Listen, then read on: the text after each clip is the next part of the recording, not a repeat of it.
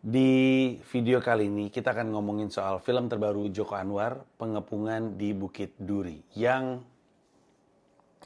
gue nggak bisa bilang ini adalah film terbaiknya Joko ya. Karena gue nggak nonton banyak filmnya Joko Anwar untuk bisa menilai seperti itu. Tapi yang gue bisa pastikan, ini adalah film Joko Anwar terfavorit gue. Dan menurut gue, ini adalah film terpentingnya Joko Anwar. Lo harus cari dia. Siapa? Anak gue.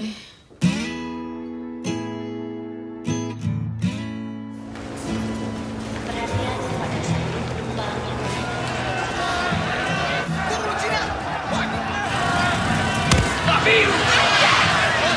Dan akan kemungkinan terjadinya kembali kerusuhan besar antar kelompok masyarakat di Matraman.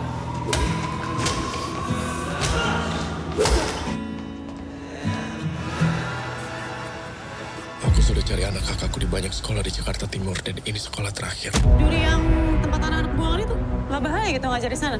Saya nggak tahu kalau bapak ini Cina.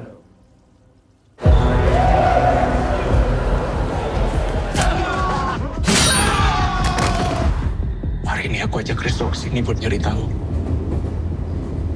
Soal? Dia anak kakakku. Rumah di mana? Bersenter pelak. oh usah, makasih. Mati lu. Ayo. Aku cuma bilang harusnya kamu dari awal nggak usah ngeladenin dia. Sama kayak guru yang lain. Takut sama murid sendiri.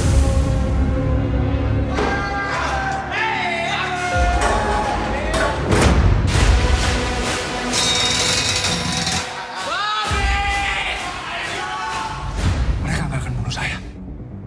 Mereka akan bunuh bapak. Dan gak akan biarin kita hidup karena kita bakal jadi saksi.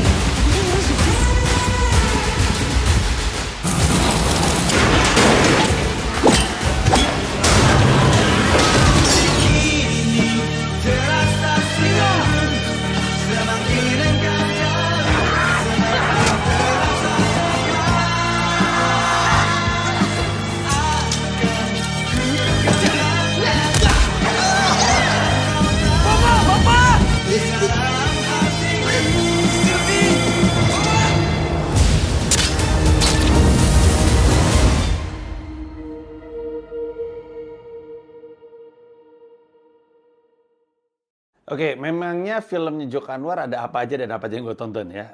Gue Janji Joni dia sebagai sutradara dan penulis. Gue nggak nonton. I know, I'm sorry, gue nggak nonton. Ini film yang legendaris. Kala, filmnya Joko Anwar sebagai sutradara gue nonton. Yang sebagai penulis nggak usah kita bahas ya, yang kita sebagai sutradara. Pintu Terlarang gue nonton.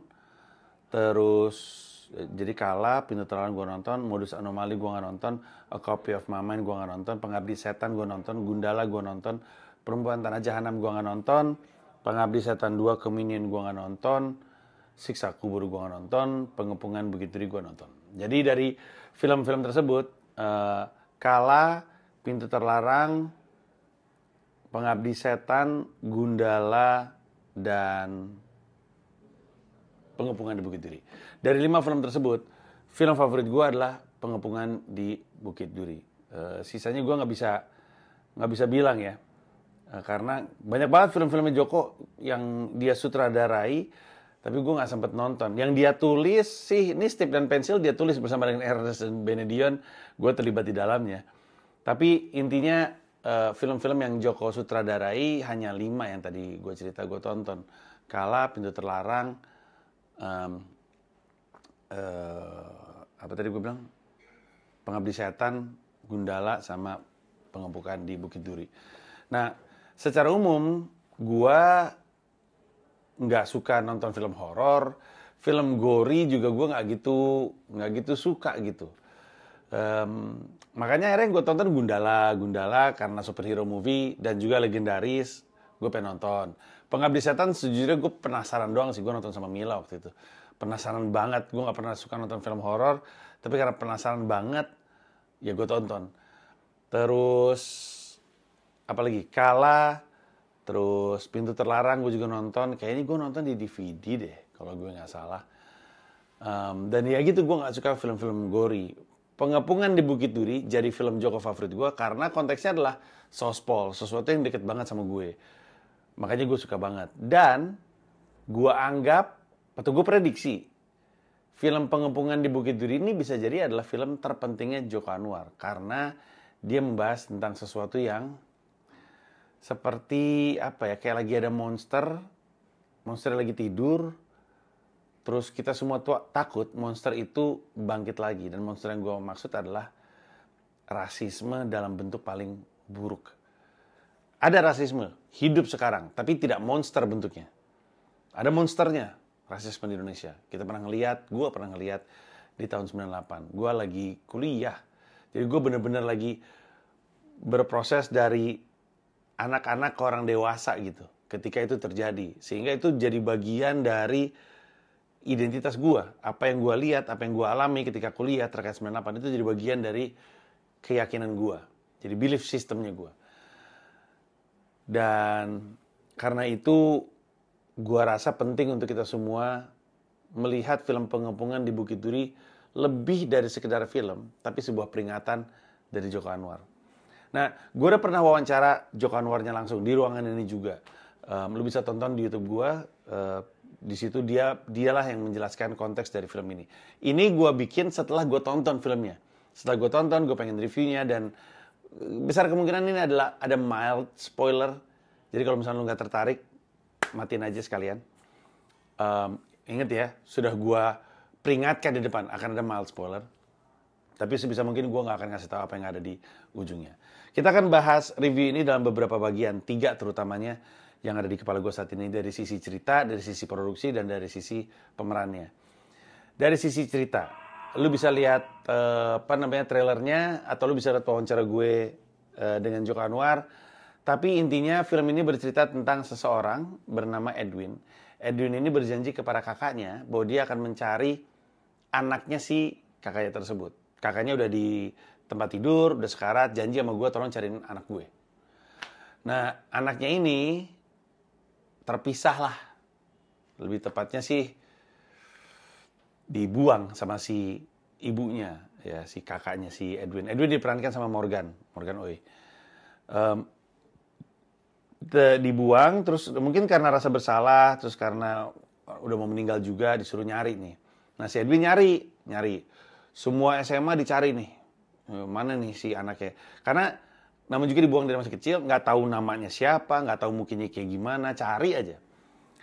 Jadi dengan kemampuan deduksi tipis-tipis, si karakter Edwin yang diperankan sama Morgan ini mencoba untuk cari itu anak.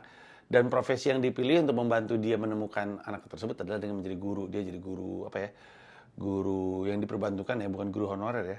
Tapi ya, pokoknya dia pindah dari sekolah ke sekolah. Sekolah terakhir yang belum dia samperin, kasarnya, adalah SMA Bukit Duri ini. SMA Bukit Duri ini diceritakan sebagai SMA yang isinya anak-anak bermasalah semuanya. Background settingnya semua kejadian ini adalah ketika kota tersebut, kelihatannya sih Jakarta ya, walaupun kayaknya nggak benar-benar disebutkan Jakarta, seingat gue. Mungkin disebutkan, tapi intinya disebutkan. Suasananya tuh lagi ada social unrest gitu. Lagi ada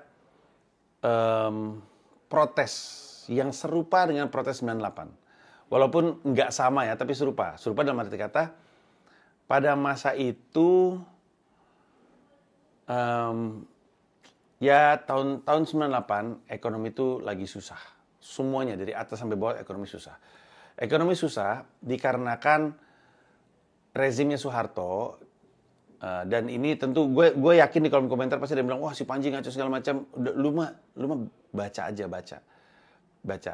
Untuk siapapun yang nggak ngerti, jangan kemakan sama komentar-komentar. Ini mereka banyak yang bohong sama sekali. Baca aja, informasinya terbuka di mana-mana. Pada masa itu, ekonomi Indonesia itu terdampak sama krisis ekonomi global, krisis moneter. Global lagi krisis secara ekonomi, ekonominya Indonesia itu juga nggak baik, nggak kuat karena perekonomian Indonesia di zamannya Soeharto itu sangat mengandalkan bantuan dari asing, dan ketika bantuan itu nggak ada, perekonomian dalam negerinya juga nggak kuat. Bedanya sama krisis tahun 2008 apa ya? Krisis ekonomi global tahun 2008 eranya SBY. Itu global ngaco, tapi Indonesia baik-baik aja karena domestic consumption-nya tinggi gitu. Artinya perekonomian duit yang berputar di dalam negeri itu tetap tinggi gitu. Kita nggak terlalu mengandalkan duit asing gitu kan lebihnya. Transaksi tinggi, kewirausahaan tinggi. Pada zamannya Soeharto, kewirausahaan itu tidak tumbuh kembang dengan pesat karena semuanya serba kroni. Bisnisnya ini maju, bisnisnya ini maju, ini semuanya ujung-ujungnya adalah temannya Soeharto gitu. Jadi emang basis ekonominya nggak kuat, sehingga ketika krisis ekonomi global, ngaco semuanya, dari atas sampai bawah tuh goyang lah. Nah, ketika ada masalah, tentu paling mudah mencari jalan keluar dalam bentuk menuding kambing hitam. Ini salah, ini salah, ini salah. Dan yang paling sering jadi kena sasaran adalah teman-teman etnis Tionghoa. Nah, pada masa itu, nah ini kalau yang bagian ini udah mulai abu-abu ya, tadi kan fakta, yang ini mulai abu-abu. Pada masa itu kelihatannya ada usaha untuk menggulingkan Soeharto, dan salah satu usahanya adalah dengan membuat suasana Indonesia udah nggak kondusif lagi di bawah Soeharto. Jadi ada anggapan bahwa keresahan masyarakat ini ditumpangi dengan orang-orang yang dengan sengaja mencoba untuk menciptakan kerusuhan. Emang kadang-kadang rasismenya orang Indonesia itu hanya butuh dorong dikit aja, kemudian keluar deh tuh. Nah, ada banyak laporan soal pria-pria berbadan tegap. Pada masa itu pria-pria berbadan tegap tuh nggak ada yang model ya. Pria-pria berbadan tegap. Model kali, bukan tentara. Dikhawatirkan tentara. Itu diturunkan untuk menciptakan kerusuhan tersebut. Ujung-ujungnya untuk Soeharto turun. Tapi mirip sekali yang tergambar di film Pengepungan Bukit Duri itu dengan apa yang terjadi di masa lalu. Protes gitu. Walaupun di film Pengepungan di Bukit Duri ini lebih santer lah, lebih Cina apa babi segala macam. Waktu itu nggak gitu banget. Nah terus udah gitu di tengah-tengah itu masuklah si Edwin ini ke sebuah sekolah. Sekolah ini bukan cuma sekolah begajulan, sekolahnya ya isinya anak-anak yang rasis juga. Nah, pada akhirnya Edwin menemukan anak yang dimaksud. Lalu ketika dia menemukan anak yang dimaksud, kerusuhan pecah. Dan kerusuhan tersebut masuk ke lingkungan sekolah. Gitu aja dah, sampai situ aja. Ntar lu cari aja, lu tonton aja film seterusnya. Nah, dari sisi cerita, seperti yang gue bilang, ini paling favorit gue dan menurut keyakinan gue ini paling penting karena yang Joko Anwar gambarkan, dan di situ filmnya di settingnya tahun 2027, itu tidak jauh. Mungkin itu yang dia maksud. Rilis tahun 2025, filmnya tahun 2027. Tidak jauh. Tidak jauh dari sisi angka tahun di film tersebut, tapi juga tidak jauh dari realita yang terjadi sekarang. Walaupun gue punya keyakinan sekarang kita jauh lebih baik, terutama pasca Gus Dur, tapi ada banyak yang masih bisa kita perbaiki dari sisi bersatunya Indonesia dengan segala perbedaannya. Nah, ceritanya tuh menurut gue, oke, ini gue agak berdebat di kepala gue. Gue mau bilang ceritanya bagus, walaupun ceritanya harus gue akui ada bolong-bolongnya. Ada di film Pengepungan di Bukit Duri ini gue tersadar bagaimana film itu media selintas. Terutama ketika kita tonton bioskop, kalau kita miss sesuatu, kita nggak bisa rewind. Dan ternyata emang yang gue miss itu beberapa cukup krusial. Ada hubungannya sama antara penceritaan atau atau mungkin ada di editing permasalahannya, atau ada di directing, atau emang di guanya yang nggak fokus aja mungkin. Tapi ada beberapa elemen-elemen yang ternyata penting tuh gue rada miss gitu sebenarnya. Di luar ada masalah-masalah dengan continuity atau mungkin pelogikaan ya. Kayak contohnya ada salah satu karakter utama di film tersebut, kakinya ditusuk sama pisau, besoknya jalannya normal. Tapi di luar masalah-masalah itu, secara cerita tuh Pengepungan di Bukit Duri tuh engaging banget gitu. Dia dari mula aja udah membuat kita langsung menginvestasikan diri kita di cerita gitu. Oke.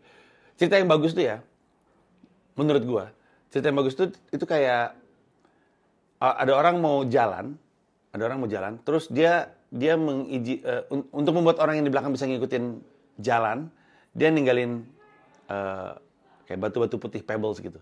Dia tinggalin. Terus dia jalan aja. Film yang bagus itu membuat kita nggak lepas gitu.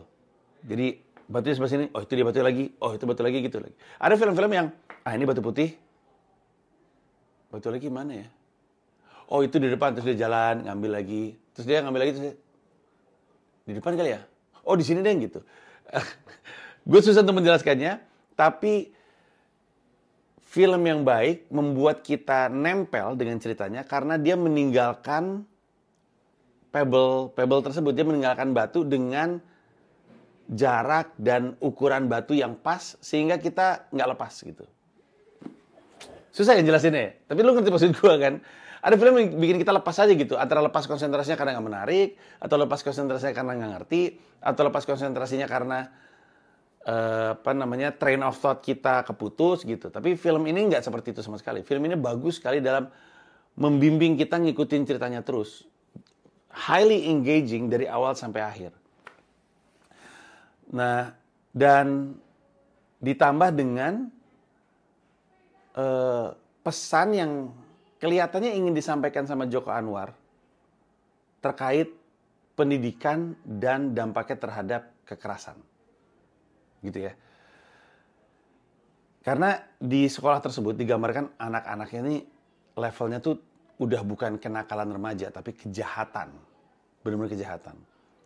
Dan ngelihat itu tuh gue tuh ngilu. Karena gue gak tahu generasi sekarang, tapi generasi gue tuh ngelihat banget orang-orang yang seperti itu. Anak-anak seperti itu. Gue cerita sesuatu yang orang yang ngikutin konten gue pasti tahu cerita ini, tapi gue cerita lagi. Waktu gue SMA, gue SMA di Kolese Gonzaga. Kolese Gonzaga itu sekolah Katolik yang salah satu yang paling dikenal dari Gonzaga adalah rambutnya gondrong, kemeja boleh dikeluarin, gak mesti dimasukin, kemana-mana bisa pakai sendal, bisa nyeker di sekolah. Karena di Gonzaga itu pada masanya, dan gue rasa mungkin sekarang juga tradisi itu dijaga, lebih dari sekedar penampilannya dia, yang dihargai adalah karakter dan intelektualitasnya dia. Jadi lu mau gondrong, mau betato, mau nyeker, kalau lu pinter, ya pinter aja gitu, kurang lebihnya. Ada anggapan bahwa, oh tapi sekarang udah nggak gitu ya, katanya kalau yang pinter doang yang boleh gondrong, kalau nggak pinter, kalau nggak 10 besar, nggak boleh gondrong. Itu cuma sebentar, sisanya balik lagi seperti normal, karena didebat sama anak Gons juga. Karena keluar dari 10 besar kan bukan berarti bego. Kalau dipraktekkan yang boleh gondrong cuma yang 10 besar, berarti kan yang nggak gondrong kan berarti bego gitu. Padahal itu tidak akurat. Karena kalau ada sebuah kelas dengan 30 murid, semuanya nilainya bagus. Karena ada 30 murid, ya ujung-ujungnya ada 1-10 dan ada 11-30. Akhirnya didebat, itu nggak fair. Akhirnya dihilangin. Itulah kualitas anak Gonzaga. Kritisnya itu emang levelnya mengagumkan. Nah, kami anak Gons, gue, teman-teman gue, waktu itu di kelas 3 itu ngambil bimbingan belajar SSC karena menuju ke UMPTN. Ngambil SSC-nya itu di Bulungan. Tepatnya di GOR Bulungan, di samping SMA 70. Pada zaman saya, mohon maaf nih anak SMA 70 kalau tersinggung. Pada zaman saya, SMA 70 tuh dan SMA 6 tuh dikenal, SMA 70, SMA 6, SMA 3. Dikenal dengan keberingasannya ya. Tapi kayaknya lebih ke SMA 70 sama SMA 6. Karena mereka satu area dan suka tawuran. SMA 70 tuh bahkan harus tawuran dulu untuk angkatannya punya julukan gitu. Agresor, ekstremis, apalah. Pokoknya gitu semua. Nah, waktu itu kami makan di sebuah warung mie ayam di seberang SMA 70. Tentu sekarang udah nggak ada karena situasi udah beda ya, udah nggak ada warung-warung makan. Tapi di seberangnya SSC, jadi kan misalnya ini SSC, ini SMA 70, di seberang itu ada mie ayam. Makan nih di sini, makan di situ mie ayam. Gue kayaknya ada 4 temen gue lagi, sama yang lain-lain. Yang mau gue ceritain ini, saksinya banyak, teman-teman gue. Teman-teman gue nih ngelihat, bahkan mungkin anak-anak SMA 70 tersebut juga ngelihat. Artinya saksi dari kejadian ini, prediksi gue ada 50 sampai 80 orang. Prediksi gue ya. Termasuk teman-teman gue sendiri. Lagi makan, tiba-tiba SMA 70 bubaran. Bubaran, terus mereka nyamperin ke tempat mie ayam. Nah kan namanya warung mie ayam itu kan ada gerobak mie ayamnya, terus dikelilingin sama kayak kain gitu ya. Bentuknya kotak, di dalamnya ada meja gitu kan. Terus gerobak gitu. Nah dari luar, ada bubaran tuh. Bubarannya itu langsung mengarah ke si warung mie ayam. Gue pikir ya wajar, karena ini kan jajanan mereka gitu ya. Mereka mau jajan ke seberang. Kita makan terus ya, ngobrol-ngobrol kayak biasa. Salah satunya tiba-tiba ada yang ngomong, ada anak Gons nih, gitu. Semua teman-teman gue dengar kalimat itu, instingnya pasti langsung, ini bakal ada masalah nih. Ada anak Gons. Suaranya mereka, cara mereka ngomong itu persis banget kayak anak-anak yang ada di film Pengepungan di Bukit Duri. Persis. Woi, anak-anak ini. Tiba-tiba, lagi makan nih, nengok ke atas, gue nggak bisa ngelihat cahaya yang ada di luar. Karena ditutupin sama anak-anak SMA 70 banyak banget. Wah, pada teriak-teriak. Kami kan lagi makan nih. Langsung parno dong. Terus kita makan aja, makan. Saya bilang, anjing anak Gons, lu pikir lu lagi di mana? Kata dia gitu. Gondrong, liat petantang-petenteng, gondrong baju jadi keluarin. Lu pikir ini Gons gitu. Terus salah satunya bilang, masukin baju lu, ini bukan Gonzaga, ini 70, keras banget gitu. Terus, untuk alasan yang gua nggak ngerti kenapa, kita semua ini beku aja, gak ada yang ngomong, gak ada yang ngoceh sama sekali. Hei, masukin baju lu. Sampai akhirnya gua berdiri, terus gua bilang, sorry ya, mohon maaf, kami akan masukin baju kita. Guys, masukin yuk. Masukin, terus gua bilang, udah ya, dimasukin. Rambut lu masukin ke dalam, gak boleh keluar gitu. Oh, masukin, karena gue juga gondrong waktu itu, masukin. Udah ya teman-teman, udah gitu. Ya, gue lupa karena bising banget kan. Gue ingat ada salah satunya bilang gini, pengecut anak Gons, digituin dong aja takut, lawan dong segala macam. Terus kita diem aja makan. Gue nggak tahu berapa lama dan gue nggak inget apakah makanan gue beneran habis atau enggak. Akhirnya sepi, akhirnya bubar anyway. Nggak tahu tuh apa yang terjadi, bubar anyway. Udah nih, terus kita ngangkat kepala. Udah sepi, udah gak ada siapa-siapa, bahkan udah gak ada anak-anaknya lagi. Lalu si tukang mie ayamnya bilang gini, ih anjing, gue merinding sampai sekarang. Ih, gila. Gila.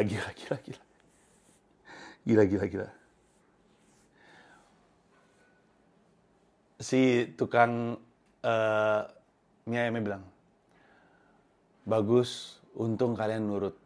Soalnya, dari atas gerobak, dia keluarin parang, samurai, dikeluarin semuanya, gergaji, semuanya. Gue ngeliat ada kayak, lo tau nggak, yang buat mecahin es batu, yang kayak besi gitu, terus ada ini buat mecahin besi, ada beberapa, ditaro di atas meja tempat kami makan, lemes semuanya, anjing,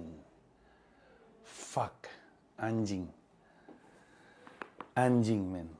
Itu kalau gue ngelawan, atau gue salah ngomong, atau pas gue berdiri aja, gak ada yang tahu apa yang mesti dilakuin. Gue takut kalau gue berdiri untuk bilang, gue ingat, ada satu momen, gue lupa siapa yang ngomong. Tapi teman gue, ada yang bilang, bajunya gak dimasukin. Terus bilang, kalau di Gonzaga boleh gak dimasukin, kata teman gue. Abis itu memicu, lu pikirin ini di Gons? Ya lu 70, wah gitu. Gue, nih ya, dia tambah salah ngomong atau gue salah ngomong. Gue tuh sebenarnya takut untuk berdiri dan inisiatif untuk membuka pembicaraan ke mereka tuh gue takut sebenarnya karena takut salah.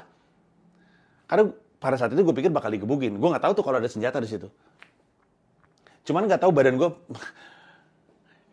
something has to happen. Jadi badan gue berdiri, sorry, gue bahkan nggak natap ke mereka, gue nggak ngelihat mata ke mata, gue cuman sorry, kami akan segera masukin, mohon maaf, kita masukin guys gitu. Rambutnya, terus rambutnya diginiin ke kerah, pengecut mereka gitu, terus gue terusin. Itu kalau misalkan beneran ada terjadi pembacokan,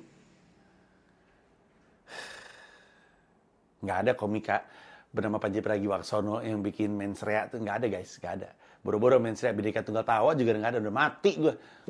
Rapper angkat tangan untuk Indonesia juga nggak ada tuh, nggak ada buku nasionalisme, nggak ada, semua nggak ada gitu, nggak ada.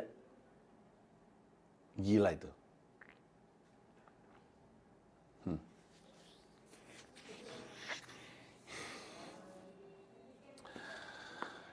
Makanya waktu gue ngelihat film, dari zaman gue ngeliat trailernya aja, ngeliat trailer Pengepungan di Bukit Duri itu, gue udah langsung merinding liatnya tuh, merinding banget.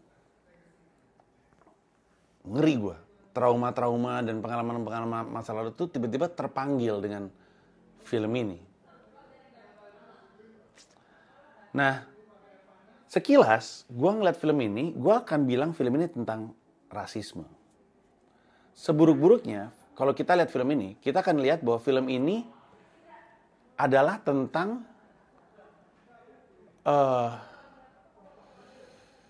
apa yang terjadi kalau persatuan nggak dipikirin. Sekilas kita mikirnya kayak gitu.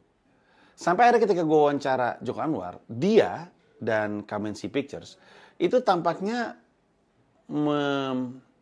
membingkai film ini sebagai film tentang edukasi. Film tentang dunia pendidikan. Kalau lu nontonin kayak behind the scenes-nya, ada di YouTube-nya Kamensi, Joko itu berulang-ulang ngomongin soal pendidikan. Terus gue pertamanya, this is not about education, bullshit. Ini bukan tentang pendidikan lah gitu. Dia di depan gue juga ngomongin pendidikan. Pas nonton pun, gue nggak ngerasa itu film pendidikan. Baru setelah keluar, gue tersadarkan. Gue mikir, kenapa namanya harus Bukit Duri ya? Apa kek, ini orang kan bikin sekolah kan, bikin film kan judulnya apa ya? Kala, Modus Anomali gitu. Atau apalagi film media Pengabdi Setan mah kan dia itu ya remake dari film lama, misalnya Impetigor gitu kan, itu kan judul-judul. Joko Anwar tuh tidak kesulitan lah untuk menemukan judul yang catchy gitu. Nah gue ngerasa Pengepungan di Bukit Duri itu wordy gitu, banyak banget gitu. Dan kenapa sekolah aja harus namanya harus Bukit Duri gitu. Gue berpikir sampai akhirnya gue tersadarkan sesuatu ya, dan gue nggak tahu ini benar atau enggak karena Joko nggak ngomong sama gue, nggak ada di penjelasan yang gue lihat. Mungkin dia pernah jelasin karena dia suka bikin kayak live session di Twitter tuh yang audio doang, namanya apa gue lupa. Kalau gue kan suka bikin live broadcast ya, yang video bentuknya di Twitter. Dia bikinnya di Twitter tapi yang audio, namanya apa sih gue lupa. Mungkin udah dijelasin, tapi gue sih nggak lihat itu. Gue sadar sendiri bahwa alasan kenapa namanya mungkin prediksi gue, dan ini nyambung kenapa dia sebut sebagai ini film pendidikan. Alasan kenapa namanya Pengepungan di Bukit Duri dan kenapa nama SMA-nya Bukit Duri, karena di Jakarta ada sekolah yang lokasinya di Jalan Bukit Duri, tepatnya di Taman Bukit Duri kalau gue nggak salah. Ada sekolah sangat terkenal di Jakarta yang nama sekolahnya tuh di Jalan Taman Bukit Duri. Sekolah tersebut adalah SMA Negeri 8. SMA Negeri 8 untuk waktu yang cukup lama, mungkin masih sampai sekarang gue juga nggak tahu, disebut sebagai sekolah terbaik Jakarta. Sekolah anak pinter. Kalau lo mau pinter, sekolahnya di situ. Anak-anak pinter pokoknya SMA 8 aja. Semuanya anak-anak pinter. SMA 8.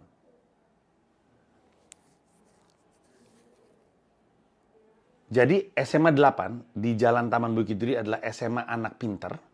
SMA terbaik Indonesia.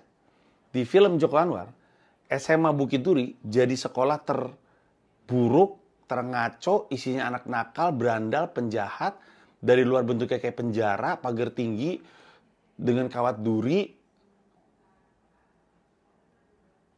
kayaknya Joko Anwar pengen bilang bahwa kalau lu nggak bener-bener mikirin pendidikan anak-anak, bagaimana pendidikan ini dihantarkan, sekolah terbaik aja bisa jadi sekolah hancur.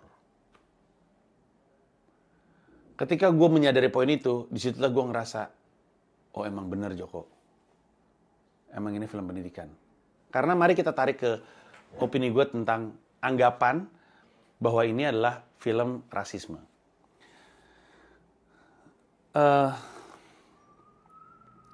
Gue mau cerita dari sudut pandang stand up comedy.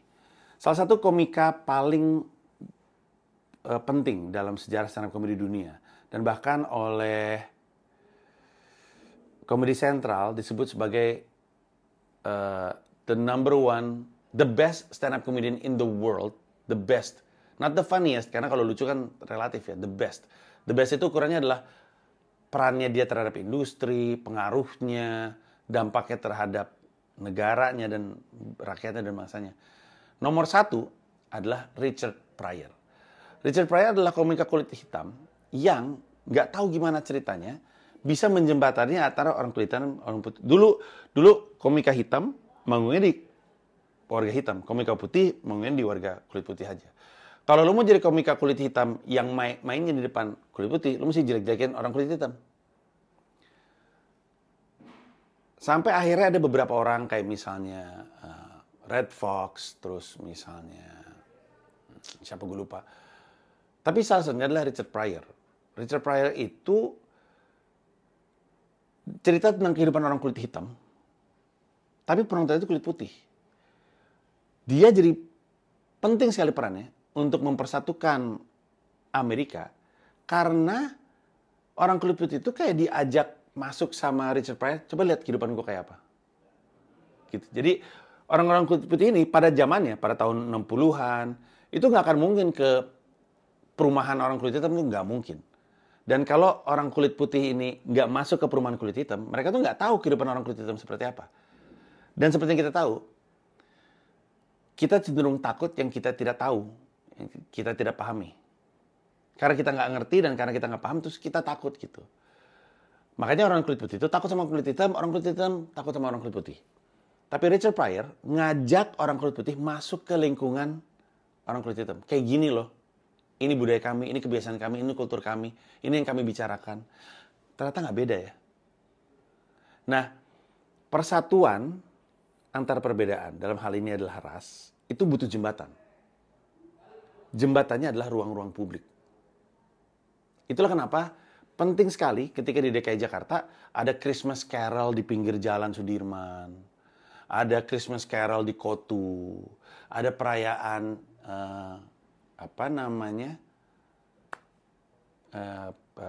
Imlek di mana-mana. Itu tuh penting sekali karena membawa itu ke ruang publik tentu di awalnya akan ada kayak tensi, tapi kalau ada law enforcement dijagain itu udah mah dibela haknya, diizinkan negara, dijagain juga. Lama-lama itulah tempat semua kultur ini saling berkenalan. Oh kayak gini toh Imlek, oh kayak gini toh. Makanya gue pakai setnya Pachinko karena jadi tematik. Itu tuh jadi penting. Ruang-ruang publik menghadirkan berbagai macam kultur di taman. Sayangnya kita nggak punya taman yang proper, tapi makanya akhirnya ditaruh di trotoar di pinggir jalan gitu. Karena ruang-ruang publik ini adalah ruang meleburnya kita. Jembatan antar perbedaan itu memang dibutuhkan.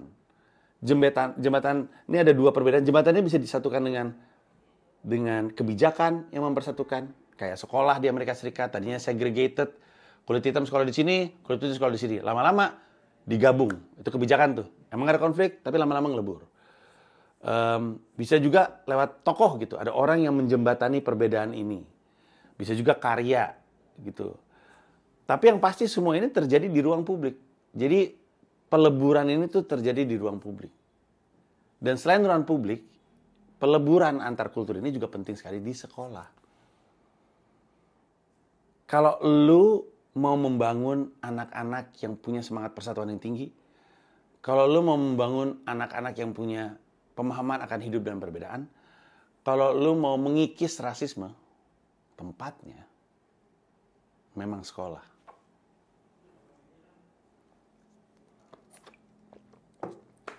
Dan inilah yang kelihatannya pengen coba digambarkan oleh Joko Anwar.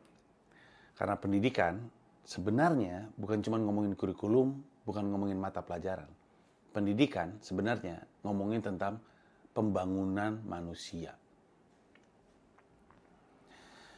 Gila ini film, guys. Gila ini film. Lu mesti tonton. Dan ini baru ceritanya doang nih. Secara eksekusi, penceritaan nanti lu lihat sendirilah. Brilian. Secara produksi, secara kualitas produksi, top notch sih. Bagus banget. Kayak orang gila kali itu film. Gila. Ini kan film pertama ya, MGM, Amazon MGM. Kerjasama dengan sebuah PH Indonesia atau dalam hal ini Kamensi Pictures. Dan it doesn't disappoint. Nggak malu sih. Ibaratnya lu bawa barang, karya, kasih lihat ke orang-orang yang ranahnya lebih profesional di industri hiburan. Dikasih lihat tuh, menurut gue sih nggak malu. Bagus dari, udahlah. Respect sama art. Respect sama lighting. Respect sama editing. Respect sama kostum. Respect sama DP. Respect semuanya. Respect. Top notch. Ngeliat itu, anjing keren ini. Keren sih, fix. Tapi, sekeren-kerennya cerita, sekeren-kerennya produksi, menurut gue, bintang dari film ini adalah cast-nya. Gokil, men. Bagus semua. Atas sampai bawah, bagus semua. Cuman satu yang actingnya nggak bagus. Itu juga biasa aja. Guru yang bilang, anak-anak kalian semuanya pulang. Karena ada kerusuhan. Udah, dia doang yang actingnya biasa. Maaf ya, Mas. Maaf ya, Mas. Bukan berarti Anda jelek. Masalahnya yang lain bagus banget main filmnya. Termasuk anak-anak yang nengok gitu. Ada apa gitu. Bagus semua. Gue mau meng-highlight Morgan. Oh man, unbelievable. Such a strong presence. Di wawancara gue dengan Joko Anwar, gue ngomongin bagaimana karakternya Morgannya, si Edwin ini, di depan film tuh kayak orang yang keras dan berani. Lalu di belakang ada sesuatu yang membuat dia tuh kayak gemeteran gitu. Kelihatan kan di trailer. Terus gue nanya, apa yang terjadi? Joko Anwar, itu mesti ditonton sendiri. Untung dia nggak cerita. Proses karakter Edwin dari awal sampai akhir film itu dihantarkan dengan brilian oleh Morgan. Top notch acting. Motherfuckers should deserve a fucking Oscar. Kalau dia nggak dapat Oscar, kita turun ke jalan. Kita berangkat ke Hollywood Boulevard. Udah gila kali lo Amazon. Bagus banget, gila bagus banget. Bagus banget. Juga bagus banget Hana Prinantina. Kayaknya nama panjangnya bukan itu deh. Ada Hana Malasan, betul, Hana Malasan. Nggak tahu gue ya, di sini Hana Prinantina. Kalau nggak salah di Instagramnya Hana Malasan. Gue nggak tahu yang mana. Hana Malasan ini juga ada kayak artnya gitu sih karakternya. Di awal tuh dia kayak happy joy gitu. Yang mana rada aneh sebenarnya. Untuk seorang perempuan happy joy di sekolah seperti itu. Sekilas baik kita yang nonton maupun karakter Edwin ngerasa ini orang gila kali ya, senyum-senyum di sekolah kayak gini gitu. Tapi itu hanya menggambarkan betapa perempuan ini bukan gila karena dia lemah, justru sebaliknya dia gila karena dia gila kuat gitu. Maksud gue, perempuan macam apa bisa cengar-cengir di sekolah kayak gitu kan. Dan kelihatan ke belakangnya perubahannya. Hiburan banget lah ngelihat karakternya memulai dengan penggambaran seperti ini dan ditutup dengan penggambaran seperti ini. Terus yang juga mau gue acungi jempol, I think you are such a massive you gave a massive performance, Omar Esteglal. Benar ya cara bacanya? Esteglal. Omara Esteglal. Pemberani nih, Omar Esteglal. Berani banget ngambil peran ini. Karena dia main di film ini sebagai karakter yang kalau dibilang kayak tai, kayak ini masih tidak menggambarkan.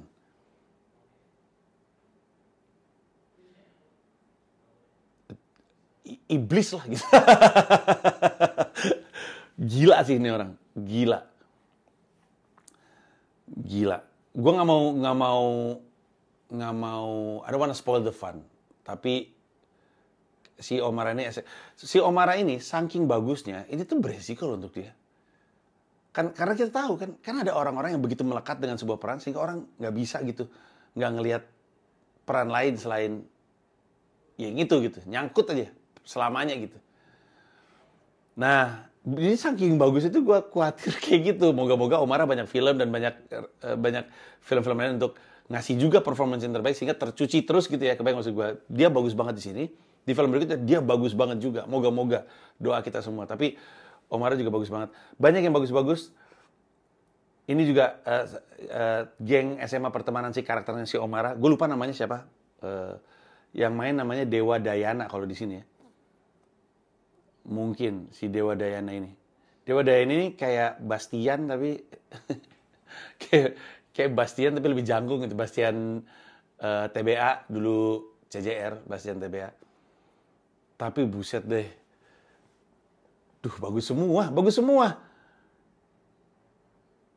Sandi Pradana, Faris Fajar Munggaran, terus yang main jadi Doti namanya siapa ya? Satin Zaneta. Geng ini juga lu mesti pelajari. Lu lihat baik-baik geng ini ketika di awal film dan di akhir film. Ini film bagus banget. Gue bingung. Tapi menurut gue di antara geng-geng SMA itu, gue mau ngasih hormat setinggi-tingginya sama Fatih Unru. Absolute gem of an actor. Keren ini orang. Fatih Unru keren. Keren semua, tapi gue respect sih. Gue respect sama semua yang ada di film ini, termasuk yang nggak gue sebut juga namanya. Tapi lu bisa bayangin, gue memuji cerita, memuji produksi, tapi pujian tertinggi adalah untuk para pemainnya. Jadi lu bisa bayangin betapa hebatnya kualitas aktor di film Pengepungan di Bukit Duri, dan itu juga menggambarkan hebatnya casting directornya dan juga hebatnya directingnya si Joko Anwar. Itu kenapa saya tidak sabar untuk di-direct oleh Joko Anwar di film terbarunya yang dia janjikan akan mengajak saya sebagai salah satu aktornya. Kebetulan, saya rasa saya bisa memerankan film Joko. Apakah itu sebagai orang baik, ataupun orang jahat, ataupun orang culun? Saya yakin saya bisa.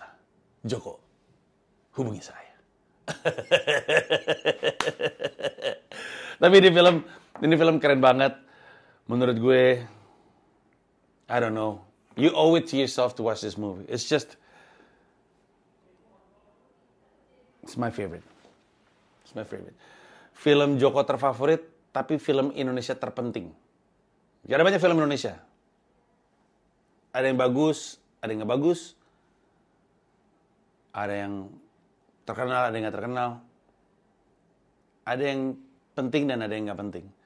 Film ini menurut gue, film yang terpenting.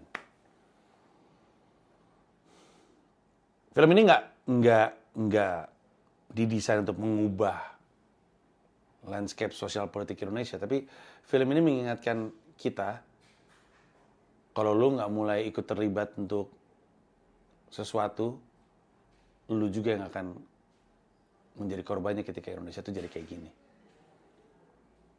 Ingat, tidak terlalu jauh. Itu adalah pesan tersirat dari film ini. Tidak terlalu jauh. Bukan cuma 2025 ke 2027. Maksudnya, apa yang tergambarkan di film itu nggak jauh dengan apa yang bisa terjadi di Indonesia hari ini. Sekali lagi, menurut gua, lu mesti nonton Pengepungan di Bukit Duri, karena ini adalah hiburan yang bagus. Kalau lu suka darah-darah, gori-gori, suka plot twist,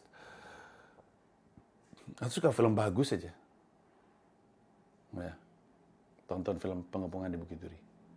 Dan kalau lu orangnya yang gampang kesugesti kayak gue, luangin waktu untuk nonton yang lain gitu, kayak apa kayak nonton Jumbo gitu setelahnya. Udah nonton bang, nonton lagi nih buat nyuci ngilu gitu, buat nyuci ngeri gitu. Tonton lah. Itu aja dari gue, makasih banyak, thank you, bye-bye.